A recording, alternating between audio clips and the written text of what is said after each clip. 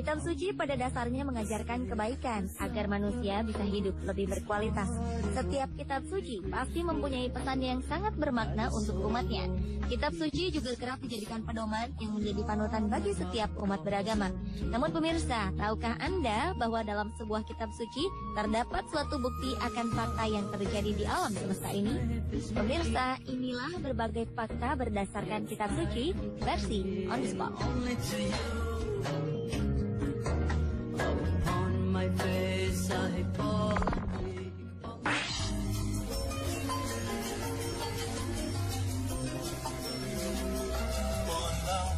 Diawali dengan kobaran api di dalam laut. Fenomena ini terjadi di dalam laut Kepulauan Hawaii, Amerika Serikat. Di kedalaman laut terdapat kobaran api yang terus membara. Api ini berasal dari retaknya dasar laut yang mengeluarkan lava bersuhu sangat tinggi. Kobaran lava ini menyebabkan air di lautan menjadi mendidih, hingga suhunya melebihi 1000 derajat Celcius. Namun anehnya, kendati suhu lava begitu luar biasa panasnya, lava ini tidak mampu untuk membuat air laut menguap. Begitupun sebaliknya, kendati air laut begitu berlimpah, namun tidak juga bisa memadamkan kobaran api di dasar laut ini.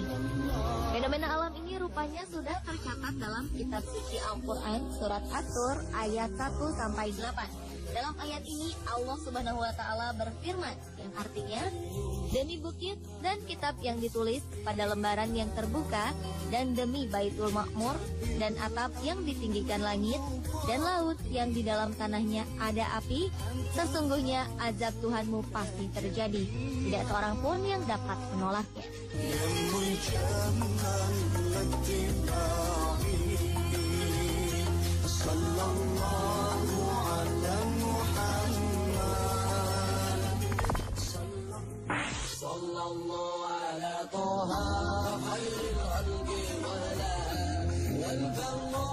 Keberadaan sungai di dalam laut secara ilmiah tidak mungkin terjadi. Tetapi sebuah fenomena keberadaan sungai di dasar laut ditemukan di sebuah dasar laut Cenote Angelita, Meksiko. Seorang penyelam bernama Anatoly Beloshin pernah melakukan sebuah penyelaman ke dasar laut di Meksiko. Pada kedalaman 30 meter, ia dikejutkan dengan adanya air tawar yang terasa begitu segar di tengah-tengah laut ini. Penemuannya itu sempat membuat dirinya bingung, lantaran air tawar yang ditemukannya tidak tercampur sedikit pun dengan air laut yang asin. Keduanya terpisah seperti ada dinding pemisah di antara keduanya. Kemudian Anatoly melanjutkan penyelamannya. Hingga pada dasar laut, ia kembali menemukan lagi ada sungai tawar yang mengalir di dasar laut tersebut. Dan lagi-lagi sungai tawar ini tidak bercampur dengan air laut. Rupanya jauh sebelum penemuan ini, fenomena air tawar di dalam air laut sudah disebutkan dalam Al-Quran surat Al-Furqan ayat 53. Yang artinya, dan dialah yang membiarkan dua laut mengalir berdampingan. Yang ini tawar lagi segar, dan yang lain masin lagi pahit. Dan dia jadikan antara keduanya dinding dan batas yang menghalangi.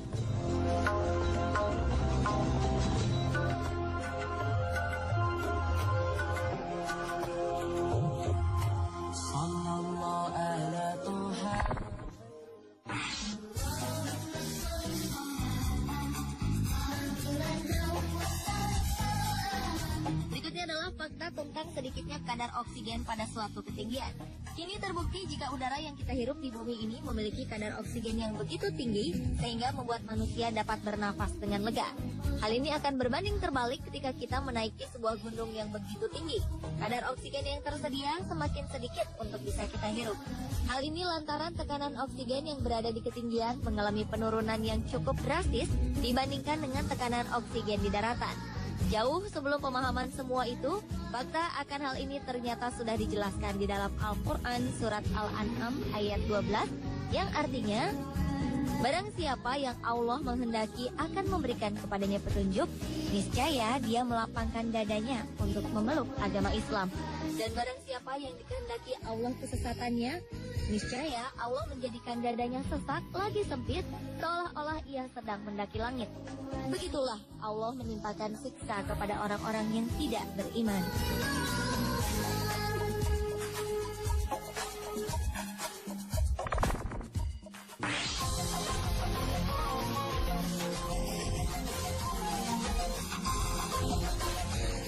Selanjutnya adalah fakta mengenai dua lautan yang tak menyatu. Ilmu pengetahuan modern telah mengungkapkan bahwa ada tempat-tempat di mana dua lautan yang berlainan bertemu. Anehnya, ada batas di antara keduanya. Batas ini membagi kedua lautan sehingga setiap bagian memiliki suhu dan kadar garam yang berbeda. Salah satu fenomena alam aneh ini terdapat di Selat Gibraltar. Pertemuan antara Laut Mediterania dan Samudra Atlantik menciptakan sebuah garis batas yang memisahkan keduanya. Hal ini membuat sebagian laut berwarna biru gelap dan bagian lainnya nampak lebih terang. Ternyata dalam Al-Quran, dua laut yang terpisah ini juga telah dijelaskan dalam surah Ar-Rahman ayat 19 hingga 20 yang berbunyi, Dia membiarkan dua laut mengalir yang kemudian keduanya bertemu. Di antara keduanya ada batas yang tidak dilampaui oleh masing-masing.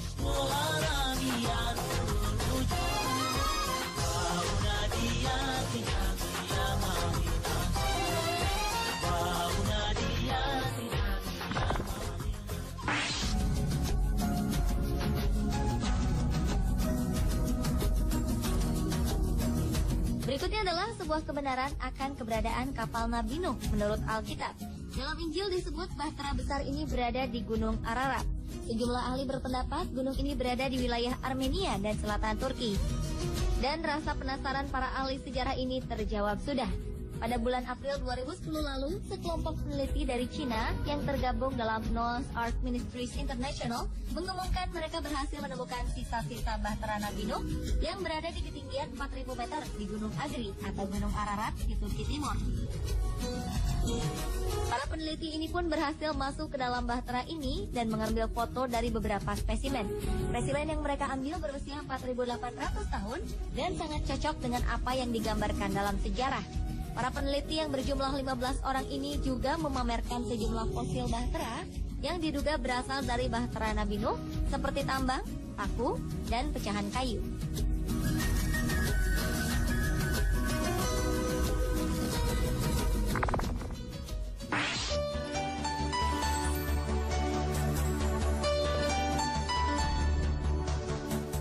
Berikutnya adalah penemuan roda kereta Firaun di Laut Merah.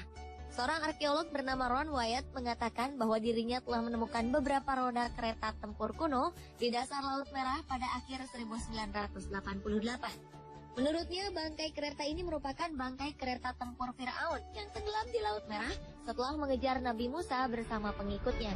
Selain menemukan bangkai kereta tempur milik Firaun, Wyatt juga menemukan beberapa tulang manusia dan tulang kuda di tempat yang sama. Temuan-temuan ini tentunya semakin memperkuat bahwa sisa-sisa tulang itu merupakan bagian dari kerangka pasukan Firaun yang tenggelam di Laut Merah. Bukti kebenaran penemuan ini semakin diperjelas setelah dilakukan pengujian terhadap beberapa sisa tulang belulang penemuan ini di University Stockholm. Hasil pengujian mengatakan bahwa struktur dan kandungan dalam sisa tulang ini telah berusia sekitar 3.500 tahun. Di mana menurut sejarah, kejadian pengejaran Firaun terhadap Musa di Laut Merah juga terjadi dalam kurun waktu yang sama.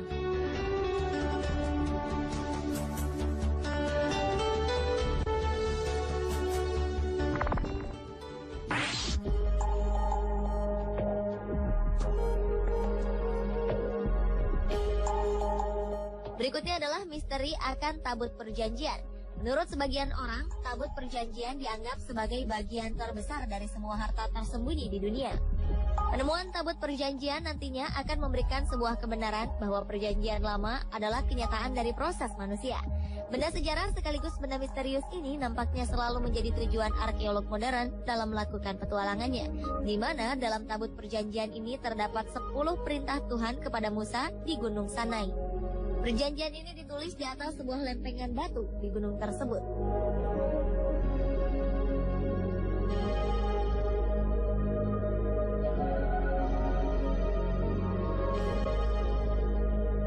Pemirsa, itulah ketujuh fakta peristiwa berdasarkan kitab suci versi On The Spot.